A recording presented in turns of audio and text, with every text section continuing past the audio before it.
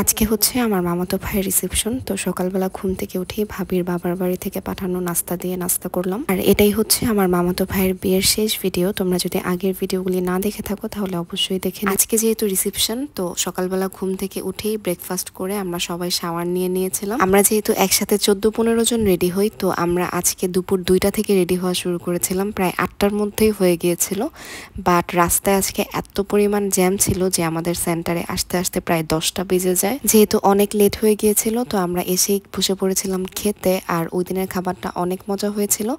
আর ওই দিনের star of the show ছিল ভেজিটেবলটা, যেটা অনেক মজা হয়েছিল। এখানে আমরা খাওয়া দাওয়ার পর সবাই একসাথে চলে এসেছি স্টেজে ছবি তোলার জন্য। আর ওই দিন আমি খুব একটা ছবি তুলি নাই বা ভিডিও নেই নাই, কারণ কোনো একটা কারণে আমার মনে হচ্ছিল যে আমাকে ভালো দেখাচ্ছে না।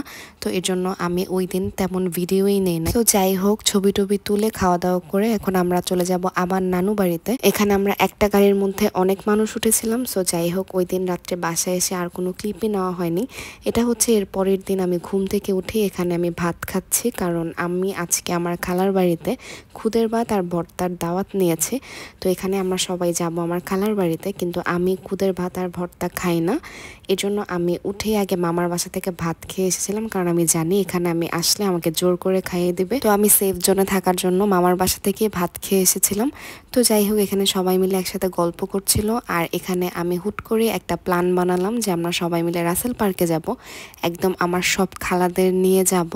তো এই কারণে আমি একটা লিস্ট বানিয়েছি যে আজকে রাত্রে আমরা রাসেল পার্কে যাব, কারণ ভাবির থেকে যেই টাকা পেয়েছি ওইটা দিয়ে আমরা সবাই এর থেকে বেটার অপশন আর পাইনি। তারপর দুপুরে প্ল্যান করে আমরা প্রায় রাত্রের 8টার দিকে আমরা বের হয়েছি রাসেল পার্ক যাওয়ার জন্য। লিস্ট করেছিলাম 42 জনের মতো, অলমোস্ট 35 জনের মতো আমরা এসেছিলাম।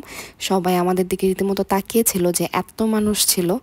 আর আমি জোর করে আমাদের খালা মামিদের সবাইকে নিয়ে এসেছিলাম। প্রথমে এসেই সবাই একসাথে গ্রুপ ছবি তুললাম। গ্রুপ ছবি তোলার পর এখানে আমরা চলে আসলাম খাওয়া দাওয়া করার জন্য। এখানে একটা ফেমাস পিঠার দোকান ছিল, বাট আমরা এসে খুবই ডিসঅ্যাপয়েন্ট হয়েছি, কারণ ওই দোকানটা ওই দিন অফ ছিল। তারপর পাশে একটা সিমিলার দোকান ছিল, ওই দোকান থেকে সবাই পিঠা ভর্তা আর চাপটি খেয়েছে।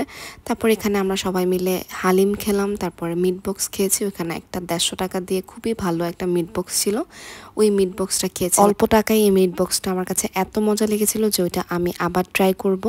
আর এখানে সবাই একসাথে মিলে ভর্তা আর পিঠা খাচ্ছিল। আমি একদমই লাইক করি না ভর্তা, এখানে সবাই খাচ্ছিল, সবাই একটু ক্লিপ নিলাম। আমি যেহেতু আমার মা খালাদের অনেক জোর করে নিয়ে এসেছিলাম, তো আমি একটু পরপর সবাইকে জিজ্ঞেস করছিলাম যে খাবার কেমন লেগেছে।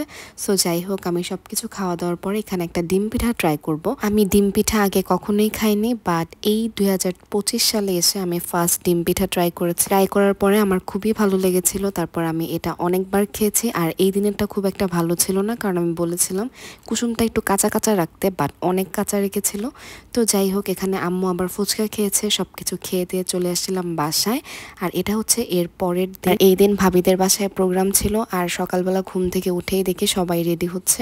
মামি আমাদেরও বলেছিল, কিন্তু ওই দিন আর আমরা যাইনি, কারণ প্রত্যেকদিন রেডি হতে হতে একদম বিরক্ত হয়ে গিয়েছে। এই জন্য আমরা সারাদিন বাসাতেই রিল্যাক্স করেছি। আর আজকে হচ্ছে আমরা চলে যাব বাসায়। ওই দিন আমরা রাসেল পার্কে এত কিছু খাওয়ার পরে আমাদের কিছু টাকা ছিল, তো আমরা লেফট ওভার টাকা দিয়ে এখানে সবাই মিলে একসাথে আইসক্রিম খেয়েছি। সবাই একসাথে থাকলে যাই খাই না কেন অনেক বেশি মজা লাগে। তো যাই হোক, এখানে আমি আবার একটু মেহেদি দিয়েছিলাম, কারণ যেহেতু আজকে বাসায় চলে আসবো, এর জন্য আমি আজকেই মেহেদি দিচ্ছিলাম। এই কয়দিন আমরা সবাই মিলে একসাথে অনেক মজা করেছি। এরকম হয়তো আর হবে না, কারণ আমার মামারা সবাই এক একজন এক এক জায়গায় শিফট হয়ে যাচ্ছে। আমি প্রায় এবার 3 বছর পর নানু বাড়িতে থাকলাম, আগে আমি অনেক থাকতাম।